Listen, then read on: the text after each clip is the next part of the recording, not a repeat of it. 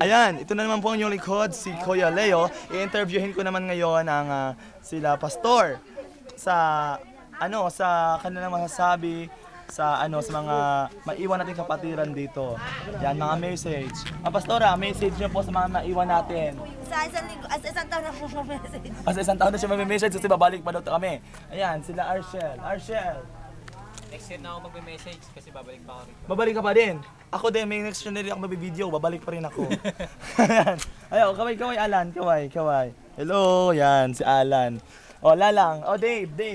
O, anong message mo para sa mga kapatiran natin? Uuwi na tayo. Pagpatuloy, keep the fire burning. Man, miss ko na kayo sa Mandaluyong.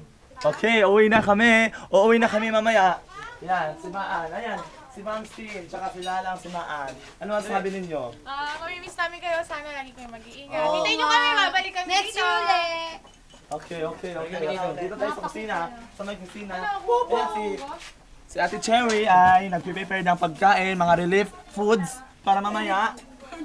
Pagkain natin mamaya sa bus. Okay, Michael, Cherry, ano masabi niyo sa mga kapatiran natin? Pare, kalbos Michael. Ano masabi niyo sa mga kapatiran natin maiwan dito? Malungkot kasi mamimiss kami. O, gusto niyo pa bang umuwi? Parang hindi na rin. Kasi Miss namin kayo, todo talaga. Babalik kami, tandaan nyo, babalik kami dito, babalik kami. Babalik kami. Wait nyo kami dyan. Ayan, si Maning ang iiwan namin dito. Kasi iiwan namin si Maning, no? Ayan, si Tintin. Hello. Tingnan mo daw sa Sobrang itim. Maraming salamat. Sinasabi nga iwan ako. Ako. Marshall. Rex. Kanin. Ano masasabi mo sa mga maiwan natin mga kapatid dito? At ngayon, ay gusto na ba bang umuwi? Yan. Gusto ko na umuwi na. Antok na ako eh. Tsaka para sa mga kabataan dito, magpatuloy lang sila sa Panginoon. Yan, magpatuloy sa Panginoon. Yan. Pastor, uwi na tayo, Pastor.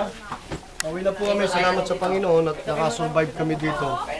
At ang Diyos ang pinakamabuti sa lahat. Sa Kanya po lahat napatuloyan ng lahat ng buti. Ayan, mag-ingat kayo lahat dito. Basta tandaan nyo lagi na kahit malayo man tayo, pero tayo pinag-isa ng Panginoon. Amen? At patuloy tayo sa Panginoon. Okay? Ang masasabi ko lang po, ang may iwan ko lang, mahal kayo ng Panginoon. Yun lang. Bye-bye!